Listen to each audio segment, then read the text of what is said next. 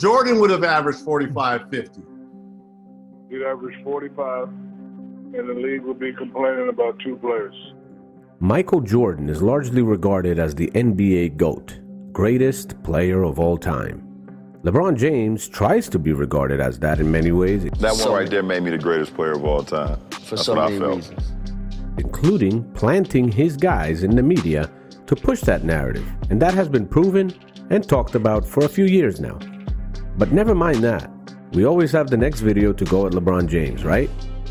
Here we want to talk about Mike and how many points he would average in today's NBA. I've watched MJ live. I'm 44 years old. I've seen his games and I saw who he played against and how good he was in a much slower and more rugged game than we have today. Today's rules, and especially the part where you can't really touch anyone these days.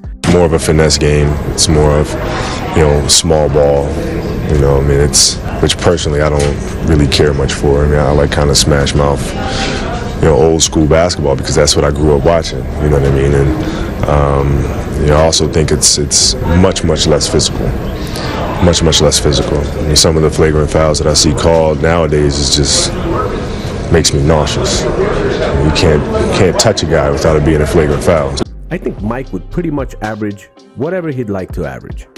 Let me show you some of the NBA's greats, including players, that have played against Mike, Kobe, and LeBron. What they have to say in this matter. Share your thoughts in the comments.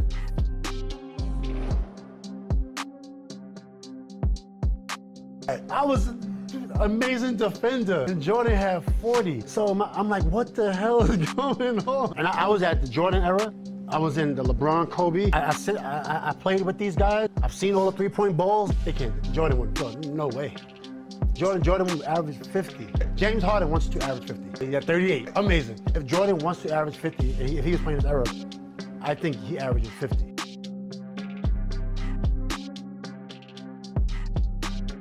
If you would give the ball to Jordan in his prime with these rules, with all the shooting, and think that he wasn't going to shoot over 50%, he shot over 50% with limited three-point shooting, so it was limited space in the triangle offense and the hand check or decapitation defense, like whatever you employ, right?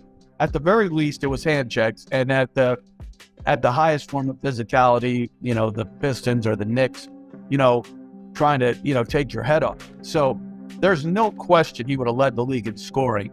No question he would have played.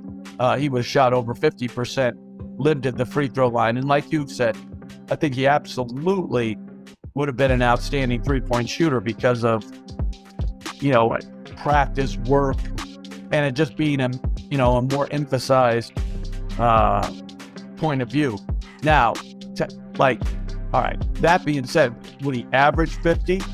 I don't know. No, he's not averaging 50, but would he have averaged 40? That's quite possible. His attention to detail. Michael was a pure shooter too. A lot of people didn't label him as a pure shooter because of his athleticism, but I think that he was one of the best shooters to ever play. Top 5, top 10 shooter to ever play. Everything was bottoms. See the attention to the footwork, his body placement on his shots, winning time and score, everything. It was just perfect. MJ was straight to the point. He didn't need 5 or 6 crossovers to beat you. You know what I'm saying? He gonna get the 2 dribble pull up and it's right there. He had his spot. So yeah, that's why he's the black cat. He deceptive. He'll butter you up before the game and call you his boy and have a cigar with you after the game. But during those 48 minutes, he's at your head. He's trying to figure out the best way to destroy you. So those are the, he displayed that on the defensive side. He was just so deceptive all the time. Being patient, then to still present himself, then boom, he got it. I mean, he can adapt his game to anything. He would fit in as the best player in the league. Like, that's what he would be. And,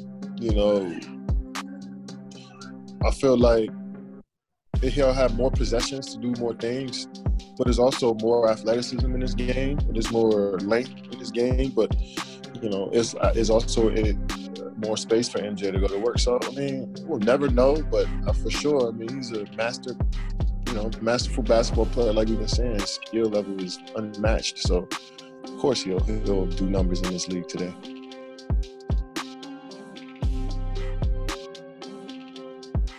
Michael is the greatest player ever. You know, Michael's been injured one time. He never asked to sit out. He never asked for anything, but only he asked for respect and money. If Michael played in this era, he'll average 50. He averaged 50 points. LeBron's a great talent, no doubt. He's probably one of the top 3 players ever played with Kobe, Magic, Kareem. But Michael's right there. I don't know why you guys discuss the GOAT. All right, so 40 easy. 40 easy. 40 easy. Yeah, 40 easy. Like 40 is easy. 40 would be easy for Black Jesus. If Michael played today, yeah, he'd probably average almost 50 a game. I mean, he really would, because you wouldn't be able to touch him on the perimeter, so he'd be shooting a ton of free throws. Michael Jordan would average whatever he wanted to average. I'm not here to break it down and decipher it. I'm telling you as a witness that he would average 40 a night. If we see guys averaging 30 and 35, with all due respect, that don't have the arsenal that he has offensively. Jordan's gonna go to the free throw line more than he did. We were able to beat him up, and it was ignored to a certain extent. And he added the 3-ball in his career. We watched him against the Blazers knock down 3. That wasn't his specialty, but it wasn't like he was a liability shooting the basketball. Michael Jordan would average whatever he wanted to average. Jordan would have averaged 45, 50. In today's game. The point I was making is you allow great shooters freedom to roam, freedom with no hand check. You can't crowd me, and I got a clear sight at the rim, then it's going to be lights out, baby. He'd average 45, and the league would be complaining about 2 players. It'd be like, Mike is too good, and the kid named Shaq down and all that was too dominant. What are we going to do? Well, he would have destroyed all competition.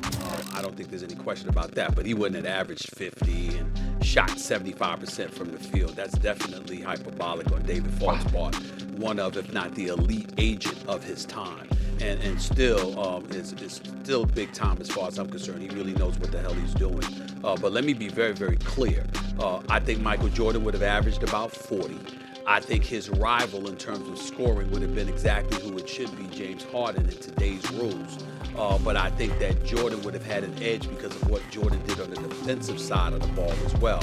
James Harden just destroys you off the dribble, step back 3-point shots and get into the hole and get to the free throw line. I think that Jordan would have done that primarily from a 2-point range, even though I think he would have developed a better 3-point game. But I think where he would have really made his bones with steals and defending, locking down opponents. And I think the thing that's not mentioned every time, Jay, that people talk about Jordan, they always talk about how many points he would have scored or how he would have destroyed the competition because of what he did offensively. I think that people don't realize the heart transplants he would have forced, or he would have just snatched dudes' hearts all around the league. He would have taken them out. They would have wanted no part of him because that was Jordan's specialty. I am convinced that Michael Jordan would average 40 points a game. 50 is too much. Not quite 50, but 40 points a game. Let me count the ways, Nick, right? Let me count the ways. Number one, it is easier than ever to get to the rim in today's NBA. And obviously, Jordan lived at the rim. The floor is spread, which makes it easier. And then defenses run you off the 3-point line. They'd rather you take a 2 than a 3. So Michael Jordan would get to the rim easily. And then when he gets there, there's no resistance. There'd be 2-3 players at the rim nowadays. When Jordan finished, there were routinely 6 and 7 guys in the paint. And they could hammer you back then. Nowadays, they can't even touch you. And if they do, it's a foul or a flagrant foul.